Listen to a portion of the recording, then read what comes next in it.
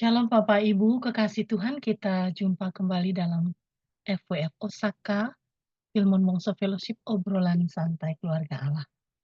Malam hari ini hamba Tuhan yang akan mewartakan firman Tuhan yaitu Bapak Pendeta Stano Kaleptan.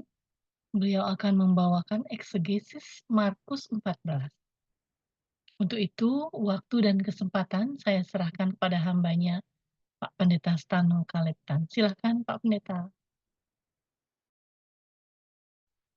Baik, terima kasih Bu Ayu, Shalom, Pak Freddy, Bu Agatha, semua hamba-hamba Tuhan yang saya kasihi. Nah, pada malam ini saya ingin menyampaikan sebuah eksegese dari Markus 14.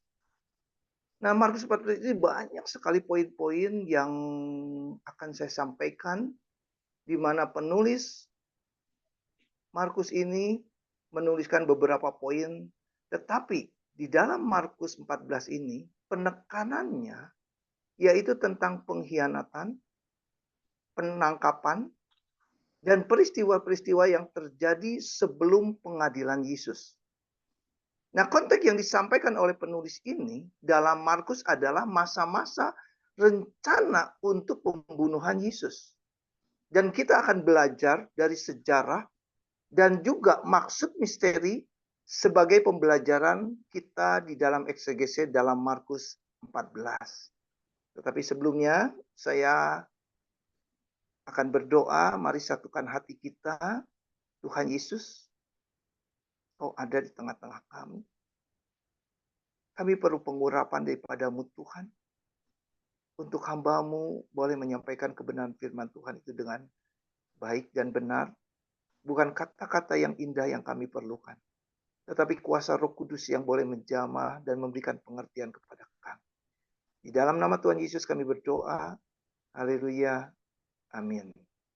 Nah, saudaraku, di dalam Markus 14 ayat 1 sampai 11, ya, dikatakan ada sebuah perencanaan jahat dari imam kepala dan ahli Taurat untuk menangkap dan membunuh Yesus, ya. Hanya bertepatan dengan perayaan Paskah, maka pelaksanaan itu diundur. Ya, karena mereka takut kepada orang-orang yang percaya sehingga mereka membela. Dari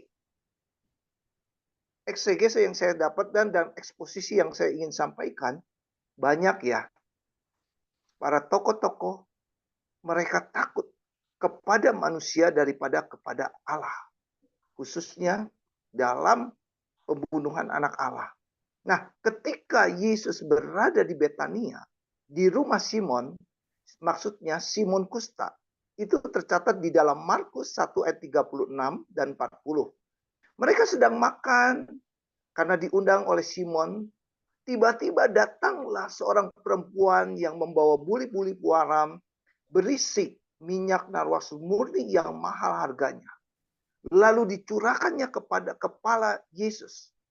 Pertanyaan pertama, poin yang pertama, siapakah perempuan itu? Perempuan ini adalah Maria. Dia saudaranya Marta dan saudaranya Lazarus yang dibangkitkan. Nah, pengurapan yang terjadi kepada Yesus itu terjadi pada hari Sabtu sebelum Minggu Paskah. Nah, rupanya pengurapan ini merujuk pada sebuah peristiwa sebelumnya, ya. Nah, narasi yang disampaikan oleh Rasul Yohanes memberikan kesimpulan. Begitu juga oleh Rasul Markus. Memberikan kesimpulan bahwa pesta ini diberikan oleh Simon Kusta sebagai ucapan syukur atas mujizat yang telah dilakukan oleh Yesus kepada Lazarus. Nah, apa? Yang kedua, apa reaksi yang dilakukan orang-orang terhadap wanita yang mengurapi Yesus? Nah, sebenarnya, saudaraku, reaksi ini timbul bukan hanya kepada Yudas saja, tetapi kepada ada beberapa murid Yesus, tetapi yang vokal adalah Yudas. Ya, yang vokal adalah Yudas. Dan ketika Yesus berkata, ya, Kenapa engkau menyusahkan dirimu? Dia sudah berbuat baik. Dia melakukan yang baik kepadaku. Lalu Yesus berkata di dalam ayat 7. Saya terangkan di dalam pengertian bahasa sehari-harinya. Kamu berkata begitu. Coba kamu perhatikan. Di sekeliling kamu ada orang-orang miskin bersama-sama dengan kamu. Dan kamu sebenarnya bisa berbuat baik kepada mereka. Tetapi apakah kamu melakukan hal itu? Dan Tuhan katakan, aku tuh tidak selamanya bersama-sama dengan kamu. Itu tercatat di dalam Markus 14 ayat 7. Dan teguran ini membuat murid yang lain tersadar. Tetapi saudaraku yang dikasih Tuhan, tetapi Yudas mengeraskan hatinya dan mengambil langkah untuk mengkhianati Yesus. Karena dia tertegur. Dan jelas dikatakan di dalam Yohanes 12 ayat 1 dan 8, Yudaslah yang marah karena narwastu itu mahal, senilai 1 tahun upah kerja. Dan Yudas berpikir itu pemborosan, atau dengan kata lain adalah kesia-siaan. Nah, mari kita lihat apa yang dimaksud dengan minyak narwastu. Sebenarnya itu adalah sebuah salep yang dibuat dari spikenard, ya. Di dalam bahasa Latinnya Nardi spicati, yang berasal dari tanaman yang disebut oleh Galen adalah Nardi spica. Itu adalah salep yang terbuat dari bunga jenis pilihan. Ya. Yang kedua, Yudas berpikir itu pemborosan atau kesia-siaan. Nah, di dalam terjemahan saya cari paralelnya, di dalam New King James dikatakan kesia-siaan itu mempunyai arti yang arti dalam bahasa Yunaninya apolia, yang artinya kesia-siaan, terkutuk, kehancuran, kebinasaan, atau cara yang jahat dan sia-sia. Nah, tetapi saudaraku, hal yang dilakukan oleh Yesus malah memberikan pujian tertinggi kepada Maria. Dia melakukan apa yang dia bisa. Dan yang Tuhan ingin sampaikan. Dan sampaikan itu juga kepada kita semua. Orang percaya tidak melakukan yang terbaik kepada Tuhan. Seharusnya kita sebagai orang yang percaya, apa yang kau bisa memberikan yang terbaik kepada Allah. Tetapi banyak di antara kita tidak melakukan atau kita tidak mengerti. Dan Tuhan menyadari keterbatasan kita, tetapi Dia tidak ingin tidak ingin kita melakukan yang lebih dari apa yang kita bisa. Ini menjadi sebuah pembelajaran bagi kita. Maka itu dia puji Maria supaya murid-muridnya mengerti. Nah, jika Maria mengurapi Yesus karena Maria percaya dengan apa yang dikatakan Yesus bahwa saatnya akan tiba, dia harus mengorbankan dirinya dari kematian Yesus. Maka itu ia datang mengurapi Yesus untuk penguburannya. Atau dengan kata lain, narwastu adalah sejenis salep atau balsam yang akan digunakan pada saat pembalsaman kematiannya, seperti orang Yahudi. Ketika orang Yahudi mengalami penguburan, di saat mereka mati, maka mereka merempah-rempahinya.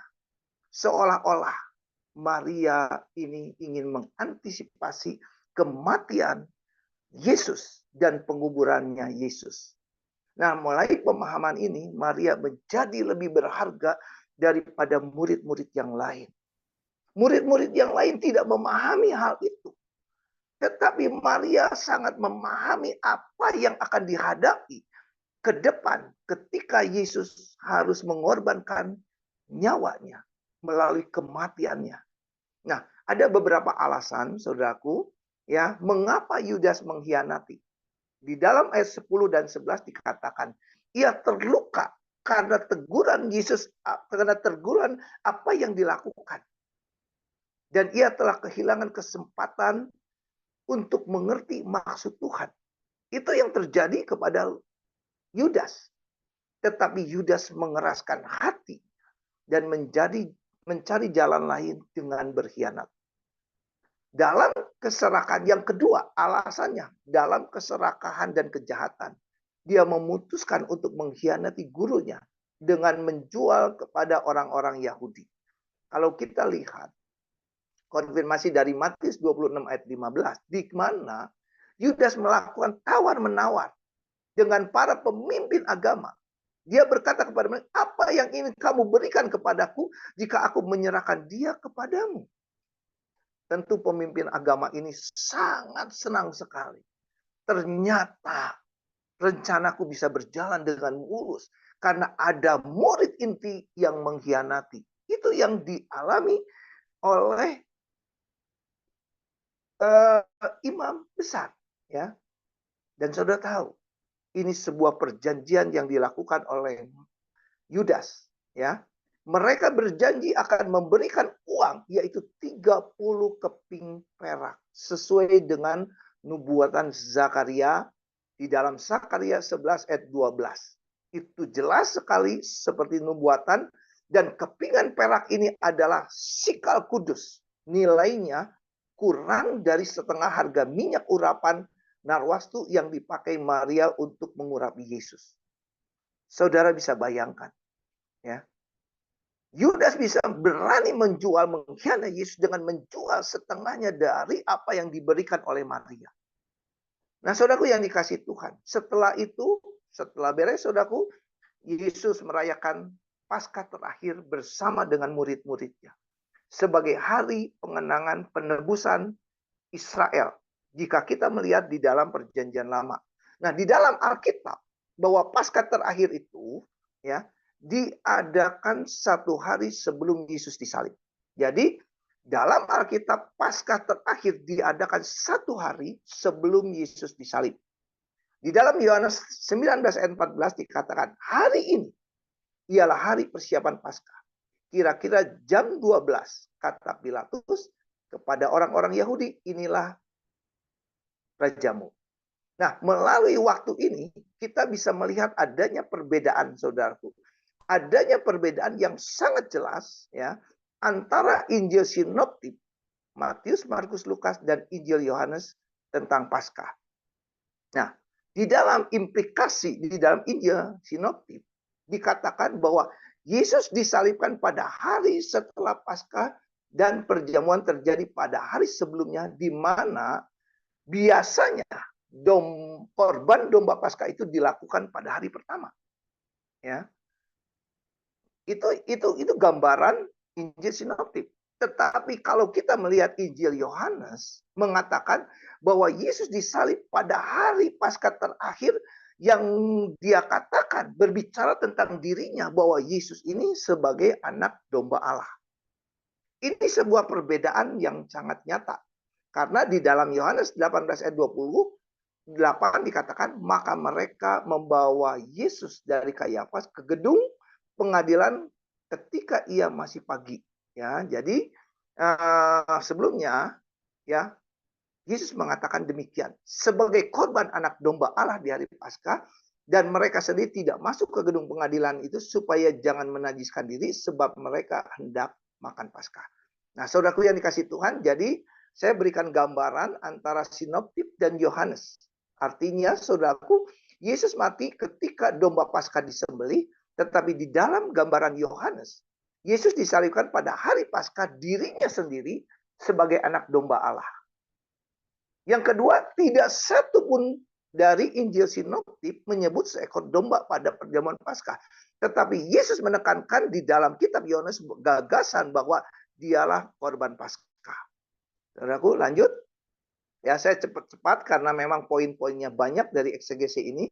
Nah, di dalam Markus 14 ayat 13 dikatakan, setelah itu pergilah ke kota, di sana akan menemukan kepadamu seorang lelaki yang membawa kendi berisi air. Nah, ternyata saudaraku, kendi berisi air pun juga memiliki makna.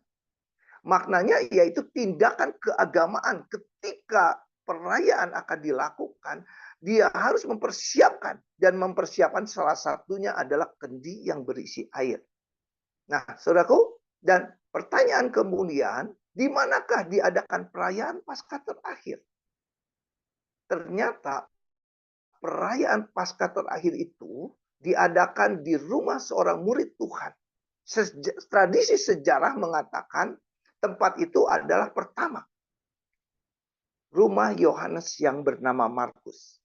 Sebuah ruangan atas yang besar dan sudah lengkap untuk dipakai di dalam perjamuan.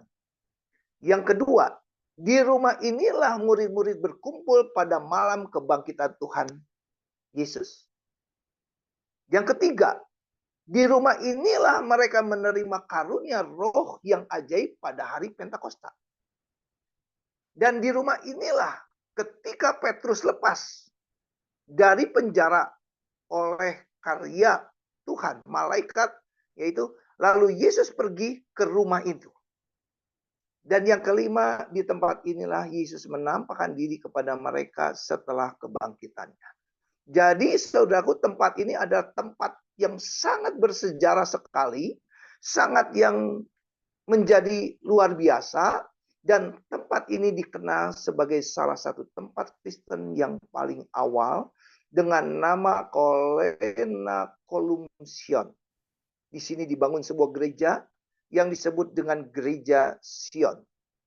Inilah gereja tertua di Yerusalem yang disebut dengan gereja atas para rasul. Menurut Santo Cyril, ya. Nah, yang keempat, saudaraku, setelah kejadian itu, Yesus memberikan kesempatan enggak kepada Yudas untuk bertobat? Benar. Ya, ada beberapa pertanyaan yang menarik yang bisa kita urai.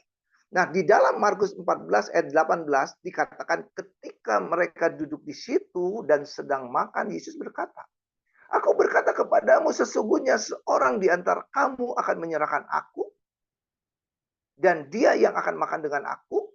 Para murid-muridnya mulai bersedih dan berkata kepada satu dan lain, "Apakah mungkin tidak itu terjadi? Apakah aku?" Saudaraku yang dikasihi Tuhan, itu yang sedang terjadi. Sebetulnya melalui perkataan itu Tuhan mengingatkan dia untuk bertobat. Nah, penekanan, pengkhianatan Yudas sebagai murid Yesus, ketika Yesus pun berkata, ia akan menyerahkan aku dan dia akan bersama dengan aku. Yesus sudah mengingatkan bahwa ada di antara mereka adalah akan mengkhianati. Logika berpikirnya, mereka adalah murid inti, menyadari akan hal itu. Yang kedua, Kristus menjawab dengan jelas, pengkhianatan itu adalah orang yang mencelupkan tangannya kepada pinggang. Jelas sekali apa yang dikatakan itu tercatat di dalam ayat 19. Tuhan Yesus sudah mengingatkan tentang hal itu. Dan di dalam Injil Yohanes, jawab Yesus, dialah yang akan dialah itu yang kepadanya aku akan memberikan roti sesudah aku mencelupkan. Sesudah berkata demikian, ia mengambil roti dan mencelupkan dan memberikan kepada Yudas anak Simon Iskariot, ya, anak Simon Iskariot. Nah, saudaraku yang dikasihi Tuhan, dan itu sangat jelas sekali. Dan hal yang disampaikan oleh Yesus di ayat 26 dikatakan, kemudian Yesus berkata kepada Yudas, jika engkau melakukannya, lakukanlah segera. Ayat 7 maksudnya kalau kamu melakukan, cepat lakukanlah supaya Yudas dipisahkan oleh murid-muridnya. Apa yang dikatakan, apa yang disampaikan, baik di dalam Markus maupun di dalam kitab Yohanes itu jelas sekali. Dan mungkin ini menjadi sebuah pertanyaan, apakah Yudas ambil bagian di dalam perjamuan ini? Ya, ini bisa menjadi buah sharing dan ada Profesor Hendrik yang bisa menjawab dan Pastor Freddy. Nah, di dalam Markus 14 ayat 21, anak manusia memang pergi. Di dalam pengertian pergi ini untuk menggenapi korban kematian Yesus. Sesuai dengan ada yang tertulis tentang dia. Tetapi dikatakan penekanannya, celakalah orang yang olehnya anak manusia itu diserahkan. Akan lebih baik orang itu sekiranya tidak dilahirkan. Saudaraku, perkataan Tuhan Yesus ini adalah perkataan yang benar-benar seharusnya menyentuh, menyadari. Karena perkataan ini bukan perkataan tentang sebuah berkat, tetapi sebuah kutuk.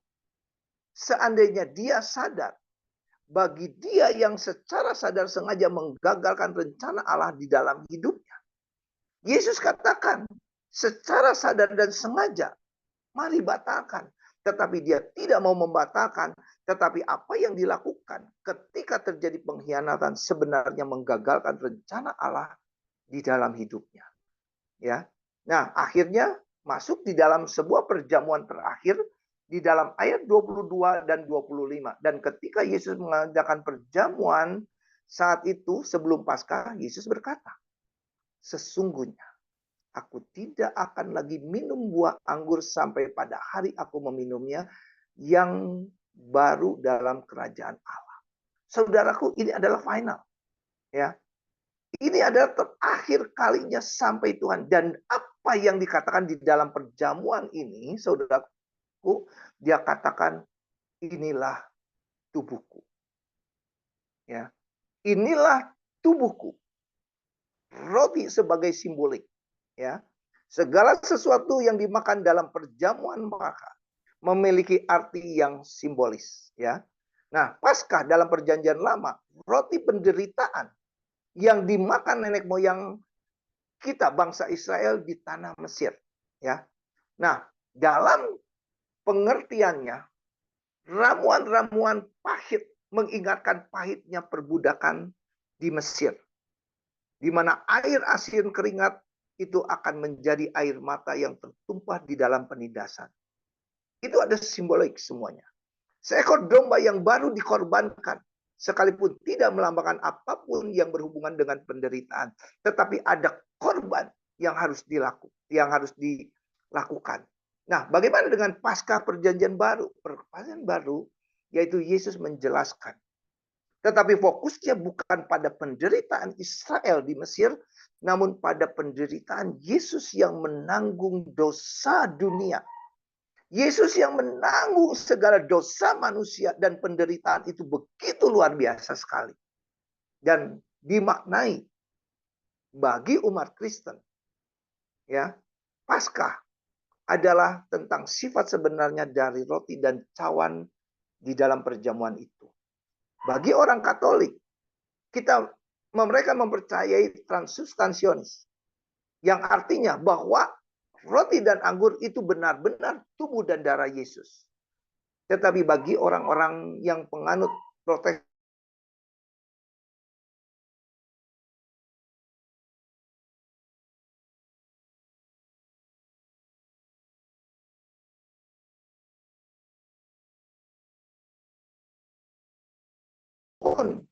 iman keduanya sama dengan tubuh dan tubuh Kristus yang sebenarnya.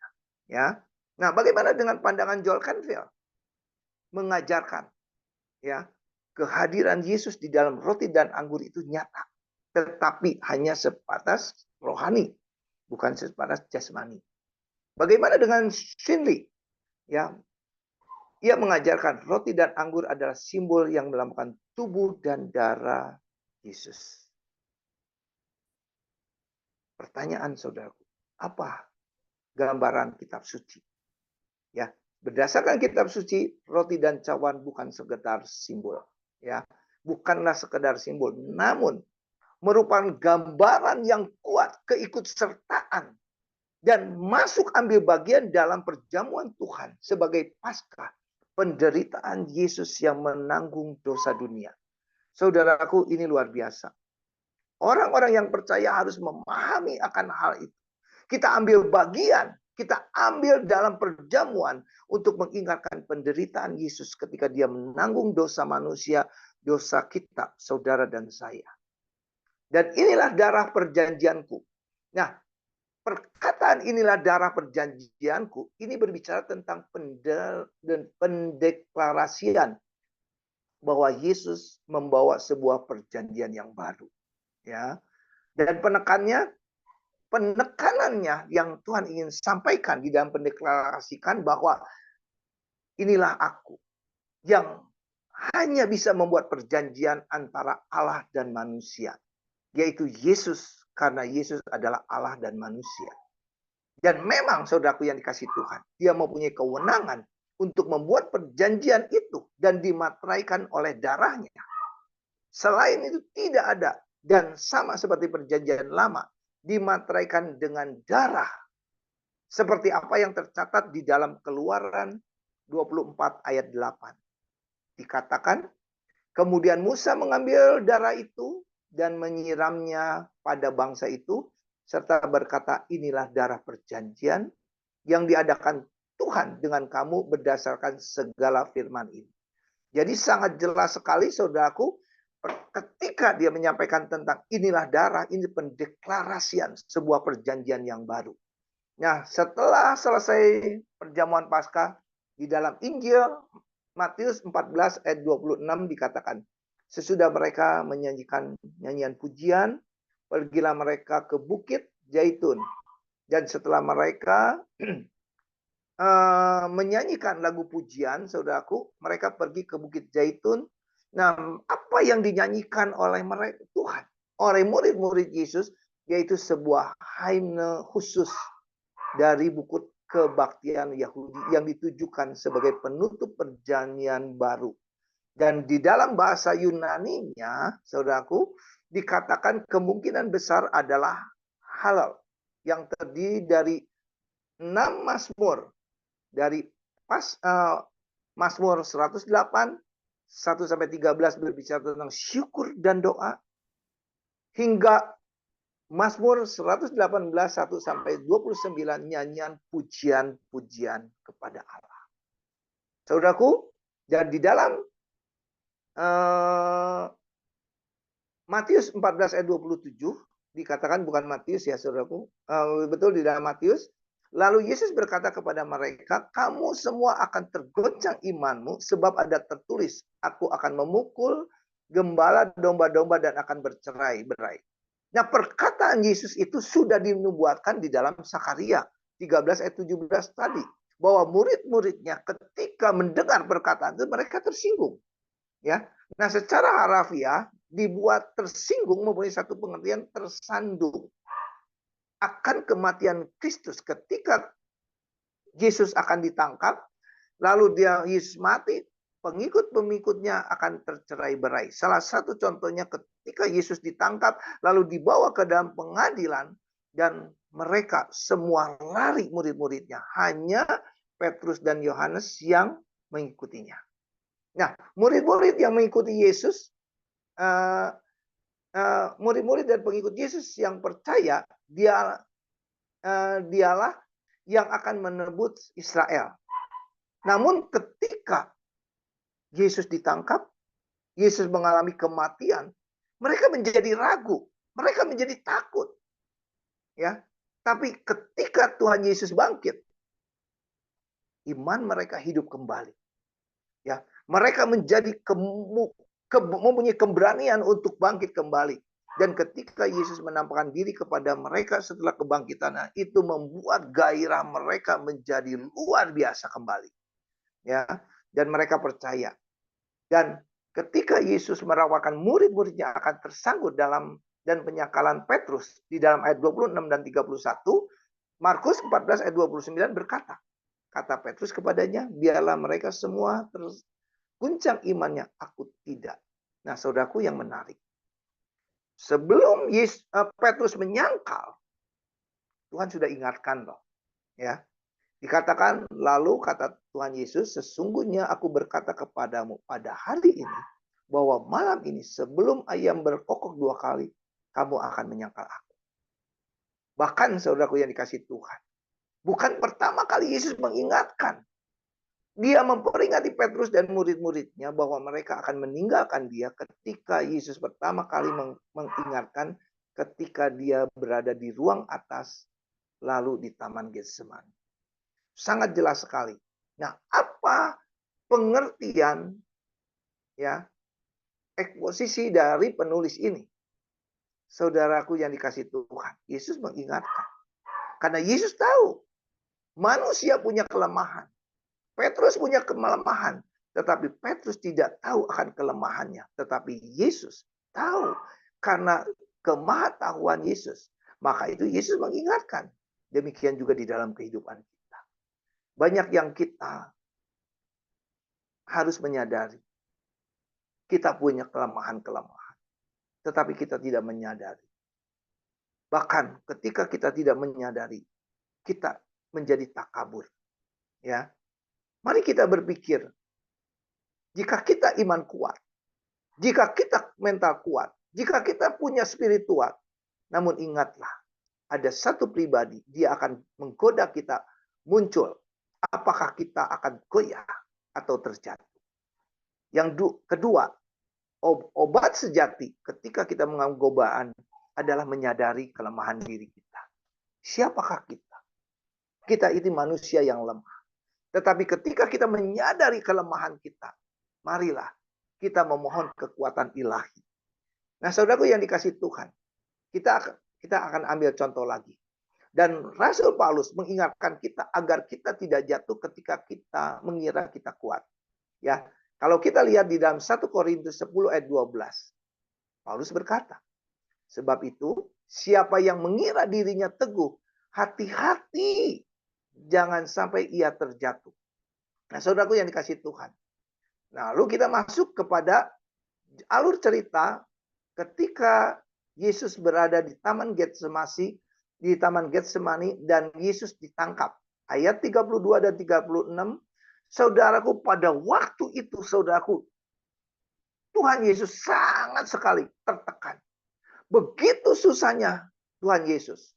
Nah, perkataan Getsemani secara harfiah berarti tempat pemerasan zaitun. Ini adalah tempat di mana buah zaitun dan lingkungan sekitar dihancurkan untuk diambil minyaknya. Demikian juga anak manusia.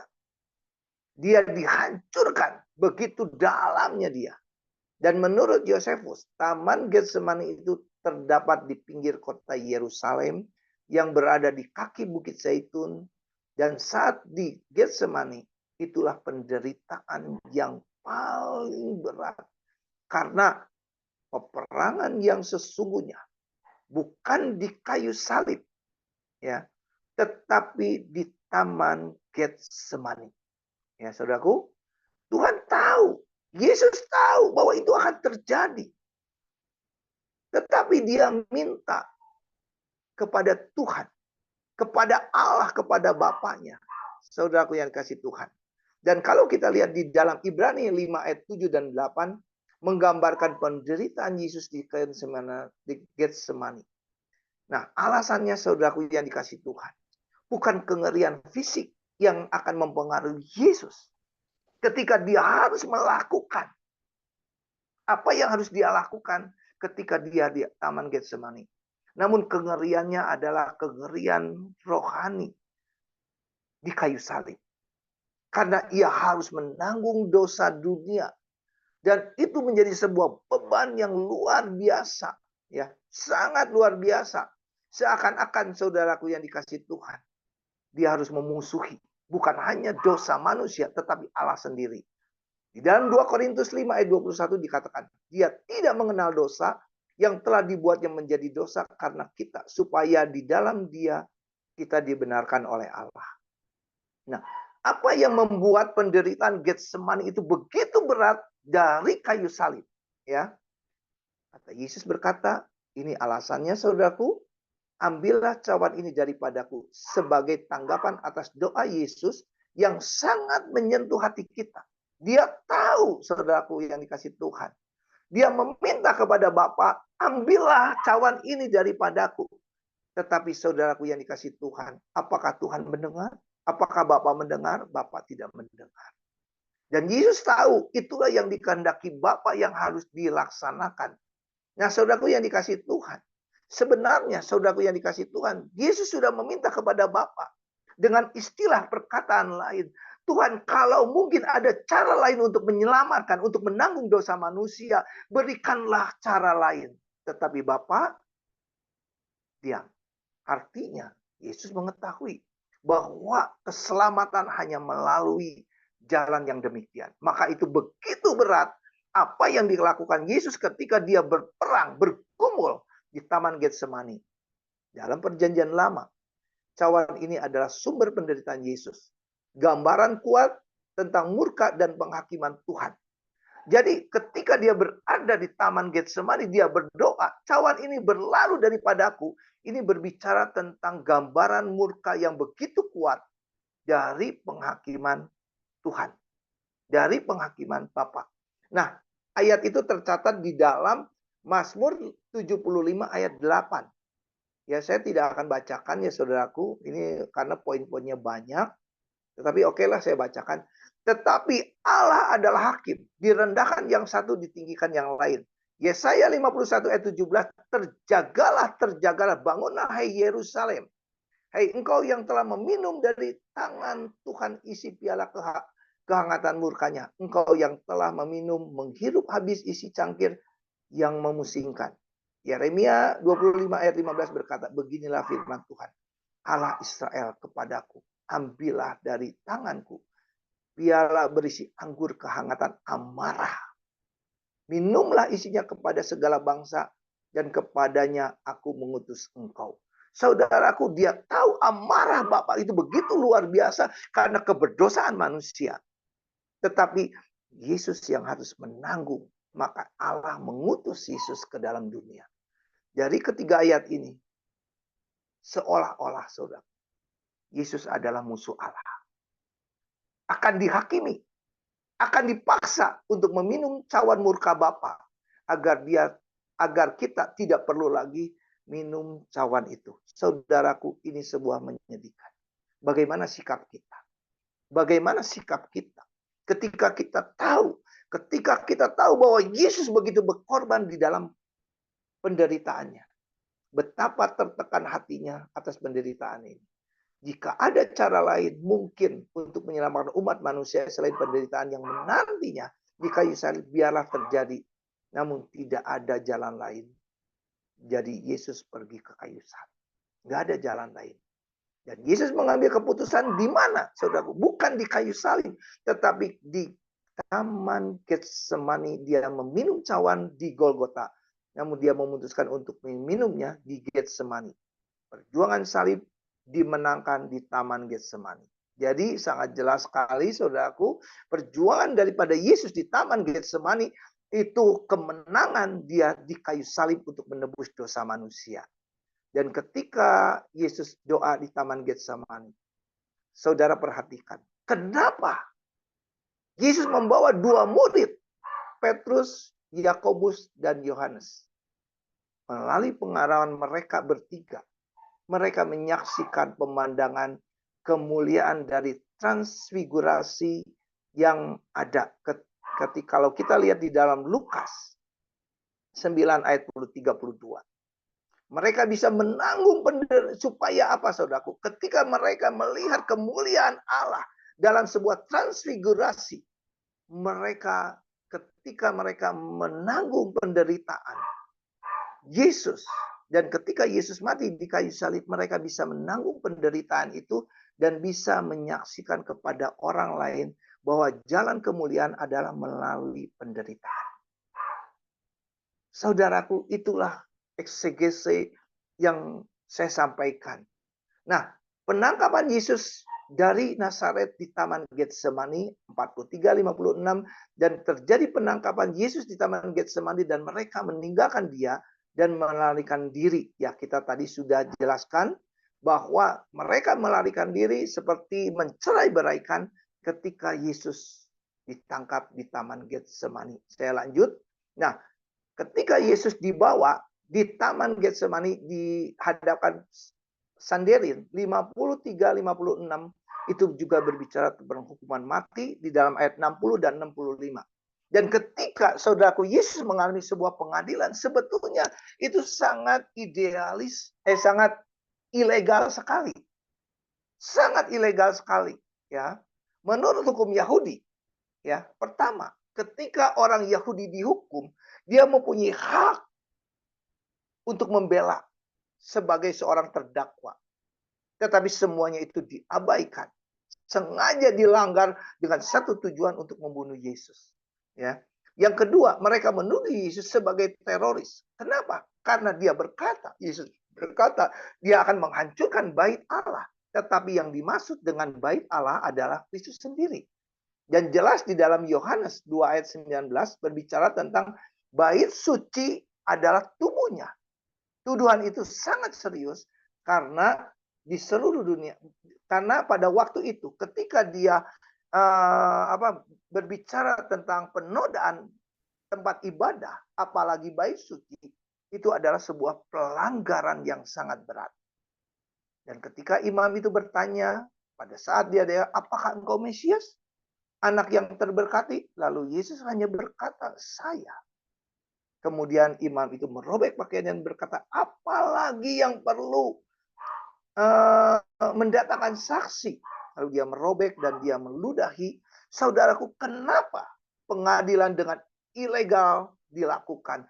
Karena ada rasa kebencian dan takut terhadap Yesus. Itu masalahnya.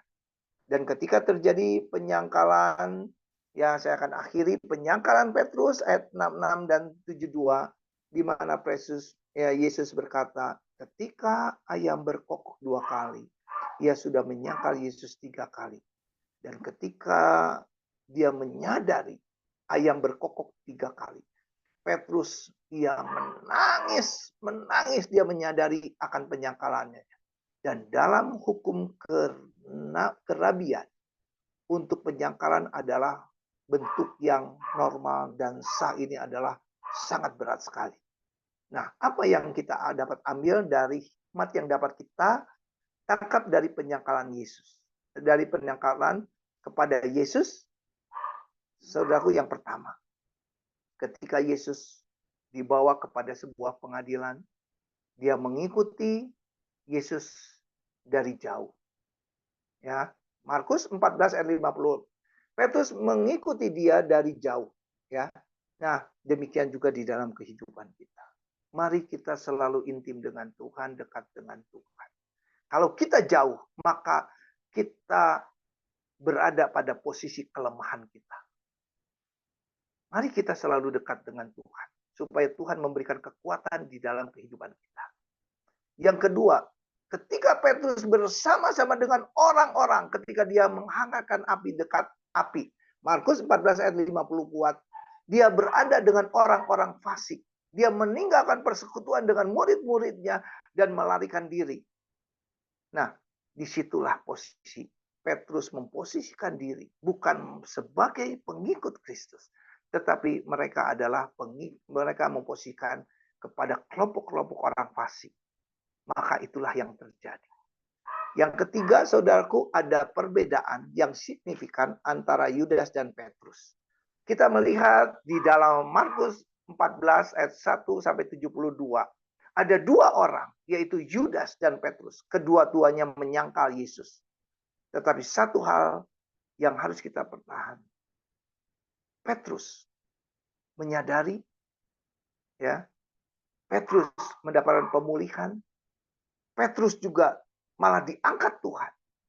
Ya, setelah kebangkitannya, saudaraku yang dikasih Tuhan, Petrus mengambil hubungan pribadi dengan Yesus. Ya, di dalam Lukas 24 ayat 32. Dan pemulihan publik dengan Petrus di dalam Yohanes 21.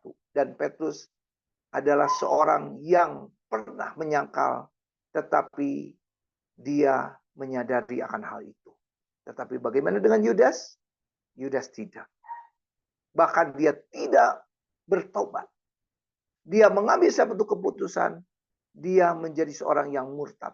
Dan akhirnya kebinasaan. Saya berharap melalui eksegese, eksposisi yang saya sampaikan dalam Markus 14 ini, memberikan pencerahan kepada kita semua. Saya percaya firman itu bisa memberikan kekuatan. Amin. Saya akan tutup dalam doa. Bapak, kami mengucap syukur dan terima kasih kalau kami boleh belajar eksegese Markus 14 ini. Dan kami percaya apa yang boleh kami dengar malam ini, Tuhan bisa memberikan pengajaran, hikmat, pengertian, dan biarlah semua untuk kemuliaan nama Tuhan. Tuhan yang telah mati di kayu salib, Engkau yang mengorbankan dengan segala penderitaan yang Kau alami. Izinkan kami sebagai orang-orang yang percaya memberikan yang terbaik. Tuhan, Engkau tahu tidak meminta hal yang lebih dari kami. Tetapi apa yang dapat kami lakukan, izinkan kami bisa melakukan yang terbaik. Biar nama Tuhan boleh dipermuliakan. Di dalam nama Tuhan Yesus kami berdoa. Haleluya. Amin. Amin. Terima kasih Bu Ayu. Selesai. Tuhan Yesus berkati.